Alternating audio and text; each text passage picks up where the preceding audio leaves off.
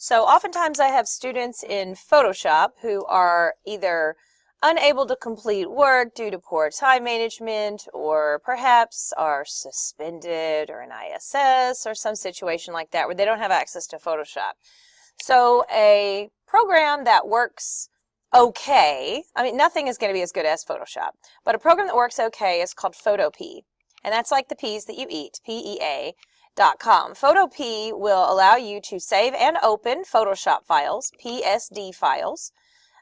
So it has a lot of things that look like Photoshop. I'm in it right now, and you can see I've got my tools along the side here. I've got my layers panel. I have a navigator. So much of it looks like what you're used to if you've been using Photoshop. But functionally, there are things that take a little bit of time to get used to if you are an avid Photoshop user.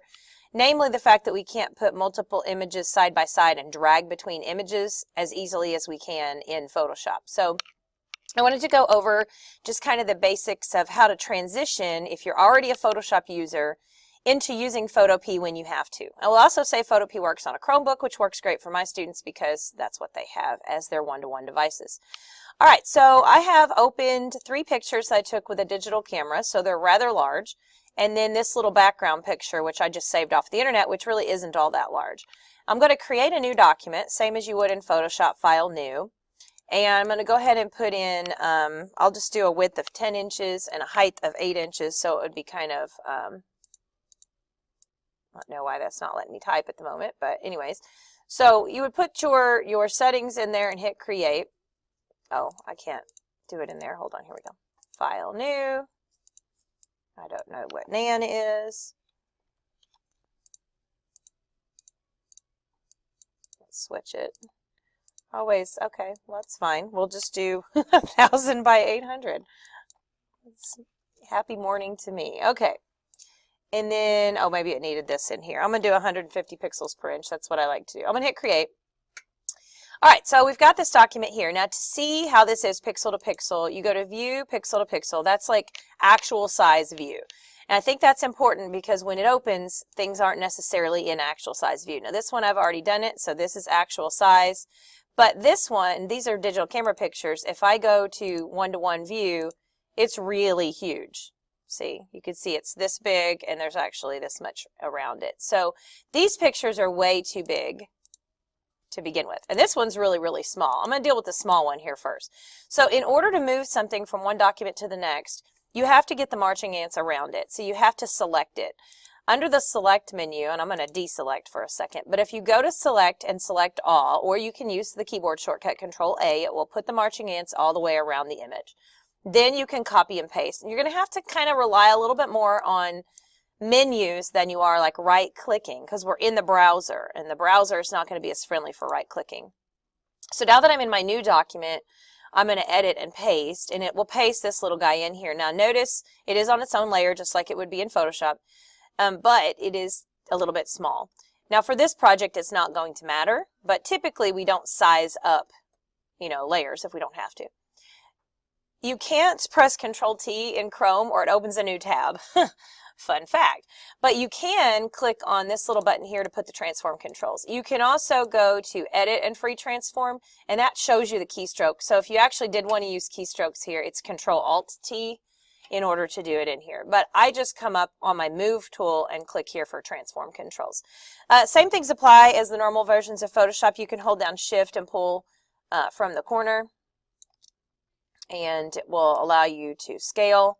I'm just going to scale this up till it covers the whole thing, and then you can double click to set it down, or you can press the check mark. That's just like in Photoshop. I'm going to go ahead and name this layer Swirls. All right, so we've got that on there, and these controls get on my nerves when I'm not trying to resize, so I'm constantly turning them on and off. So we got kind of a fuzzy background. It's fine. For the purposes of this activity, it's not going to matter. If you wanted to, you could apply filters. They don't have as many options as you do in Photoshop, but we do still have the option to convert to a smart object, and we do still have clipping masks, so that's always good to know. If I convert to a smart object, it puts an icon in the corner, just like in Photoshop.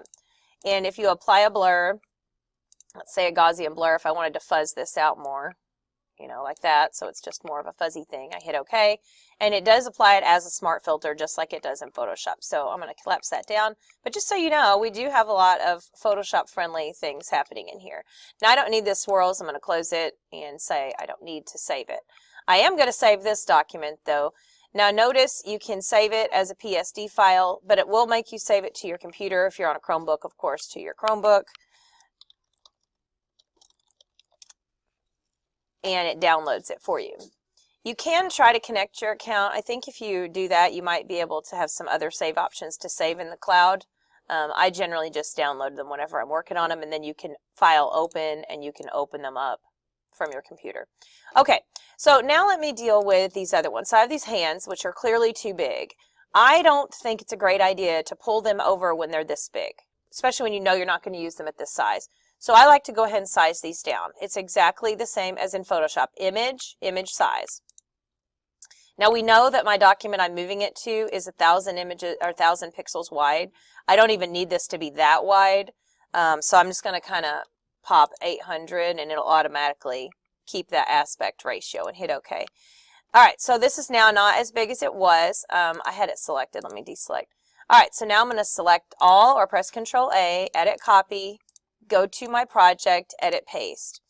And we should have it in there. For some reason it pastes in strangely. Just click on the background layer and then paste, and then you can reposition your layer. Now, of course, I need to transform this and make sure I clicked on the right layer. So transform this, rotate it around. I'm using this for this like fantasy hand project thing. So to position it so it sort of gives me some room above the top and hangs off the bottom. And there we go. Now to select. If you were selecting in Photoshop, you would be using whatever, you know, tool that you like. I like the quick selection sometimes, but I'll tell you in here, I really prefer the magnetic lasso for this type of a thing. So magnetic lasso, it does not work as well as Photoshop. So let's just say that from the get-go. But all right, I'm going to click down here to begin my lasso and then start dragging. And just like in Photoshop, it will lay down points. Just like in Photoshop, you can backspace and go backwards. And just like in Photoshop, you can click if you need to lay down a point. It's not going to go perfect around these little fingers up here. It's fine. I'll fix it later. You have a lot of the same features. So like you can add to selection and subtract from selection. Like I missed that part down there pretty bad. All that different stuff. So we've got all those options. It doesn't have to be an absolutely perfect selection. If you're one of those people who wants it to be, you're going to have to zoom up close because you're not going to get a great selection when you're zoomed out this far. But anyway, okay. So again, I'm roughing this in here for the sake of time. I don't want this video to be incredibly long. Oops, let me backspace there because that's going to get on my nerves. All right. And then back to the beginning of your selection. So there we are. So I've got that going on. That's, like I said, kind of a rough selection. You could come in here then and choose a different tool. Like I could go to Quick Selection and put it on Unite, meaning add to selection. That's what the Unite one would do. So I can zoom up. Again, back to Quick Selection, put it on Unite, and take a brush and click in here a little bit to add those areas in. So you can do that just kind of like you can in Photoshop. And same thing if you want to subtract, put on Subtract. Your bracket keys do still work to make it bigger or smaller. So you've still got those options for resizing your brush. Okay. Again, I would spend more time on this, but since we're just doing this as an example, I'm not going to. So Unite or Subtract, depending on what you're trying to do with your document. Okay, we're just going to pretend this is good enough. Obviously, you would want to work on this some more if you're doing this for a real project. So I'm using my navigator to zoom out. And again, just like in Photoshop, if you can't find a panel, it's under the window menu. All right, so I've got this on here. It's selected. Oh, hold on. This is going to bother me. I'm missing the top of this thumb. Okay, so once you get this in here, it's still going to be put on a layer mask like we would do in Photoshop, and so it's still going to be editable. Now, I probably should add in down here too. Okay, so now that I've got this selected, you have two options. You can hit the button down here to create a layer mask. I'm going to do that and then undo it, but you can see if I hit that, it puts a layer mask on it, just like it would in Photoshop. And you can paint on the layer mask in black or white, just like in Photoshop. You can also, I'm going to back up, you can also go into Refine Edge, which is like Refine Edge in the old Photoshop or Select and Mask in the new Photoshops. So that's going to put you in kind of a weird view like this, where you can use a black or a white, and you can paint on this side to bring in stuff on this side. I don't love this near as much as the one that I'm used to using in Photoshop. But it's a thing and you can use it. So white would be show, so if there's parts of this that I need to show, you can't paint on this side though, which is kind of annoying. You have to paint over here. And then as you paint, it's going to paint in any areas where you're dragging your mouse. On the other side. And I'm just not like super steady with a mouse, so this is not like the greatest thing ever for me to use. But you know, if you have a really steady hand, this might be better for you. All right.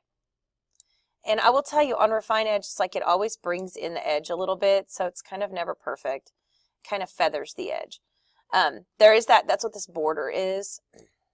If you back that out, see how it's blending over there? So you can pull that border in and then it's a little more true to what you actually have if you put it on 0. Okay, now then you have choices. You got to tell it, do you want this on a new layer by itself? Do you want it on a mask? And I'm big in my classroom on using masks. So I like to put it out on a mask because, see, it looks just like the other one. Because if it's on a mask, it's editable and I can still paint on it. So I'll zoom up just to demonstrate that. Oh my gosh, this is such a worse selection now that I went in there. So once I'm clicked on here, I can use a paintbrush. And then paint, and then here's your color. This top color is gray. I need white to show. And if I paint in white, I can paint in more of my finger up here, see? And that's because I'm clicked on my mask. So you can use this to sort of touch it up. So I personally would have done like the magnetic lasso and then just put it on a mask and then just touched up the mask like I'm doing right now. I probably wouldn't go into that Refine Edge button on here just because I don't like it so much in PhotoPea. All right, let's say it's great and we're happy with it. Okay, so here's the hand. All right, next we would add, in this example, I just want to make sure you understand how to blend because you can still blend like in Photoshop. So I've got this little hand in here. I'm going to take one of these other little hands. We'll take this one and we're going to make it coming out of a finger. Now, again, you can go ahead if you want and like I can rotate it so it's like the right direction. I can resize it because I know I'm not going to need it to be huge. I'll say 600 this time because this one doesn't even need to be as big as the other one. All right, and that's not pixel to pixel. It's not that small. If we go to view pixel to pixel, you'll see it's actually this size. All right, so remember to grab it, select all, edit copy, then back to your project, edit paste. Be careful that you're not clicked on the mask. I actually like to click off of that layer because it has a mask. Edit paste, there it's in there, and then I'm going to move this higher than the hand, and sometimes you have to move the other layer down, but it's whatever. Okay, so now I've got it in there, then we're going to select it again. So you could take your magnetic lasso, or again you could take this quick selection brush. Again, it's not as great as the one in Photoshop. It bounces out there and does these boxes every now and then, so you gotta have to be careful. I don't know why it likes to do that, but it does. See, I don't know what that's all about. And it might just be because I clicked and dragged for too long. See, like you hop out there. You have subtract, so remember you can still pop in here from the side and subtract if it jumps out there where it doesn't belong. So it just takes more time than Photoshop. It's not near as precise as doing it in Photoshop. But you know, like I said, with students, sometimes you don't have an option. So this is just the way it has to be. All right, unite. Oops, I really went out way too far that time. But yeah, I don't know why it likes to go in boxes, just kind of strange like that.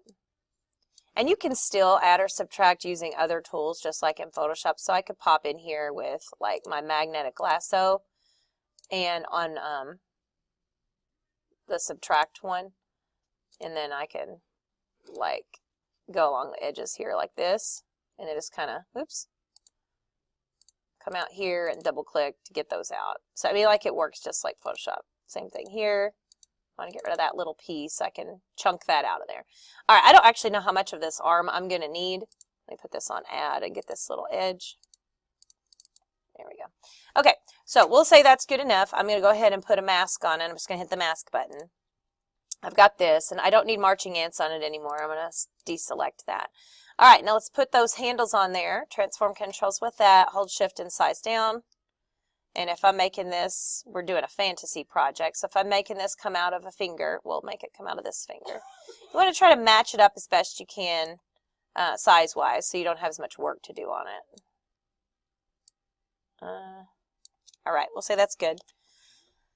Okay, now, here's where you got to do some work. So these are the same person's hand, but clearly just the angle and whatnot, the colors are different. So we've got to adjust the colors, and we need to blend this. So we're going to blend it on the mask, and we already have a mask. So click on the black box, take your brush.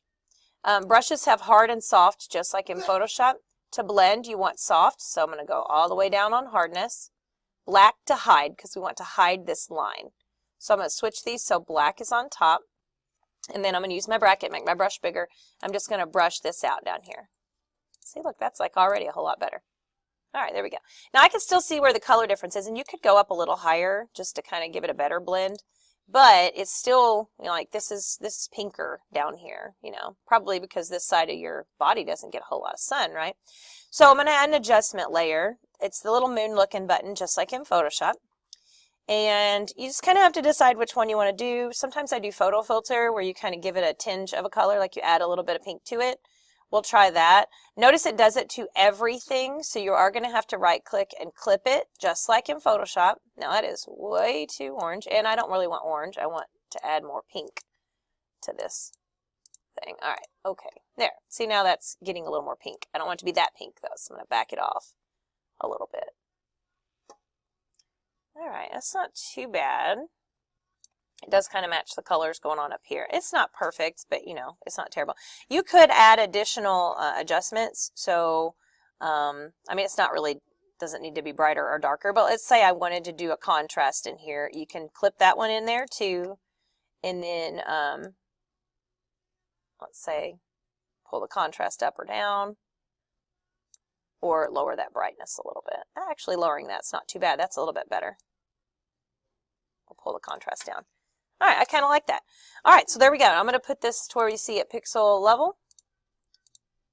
All right, and there we go. Now we've got our little blend going on there from the hand to the finger. We're using adjustment layers and clipping them just like in Photoshop. We're using layer masks, which you can touch up with our black brush just like Photoshop.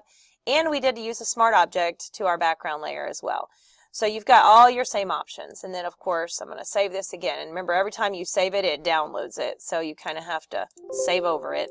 That's the one thing that's not too great about it. You do have to do a lot of you're working in the cloud, and that's a little bit awkward. But, hey, it works. So it's a good option if you have no other options. It's kind of how I look at it.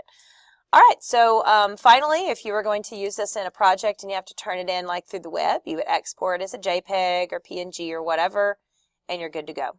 So there's just kind of a quick rundown on PhotoPea for people who are already familiar with Photoshop.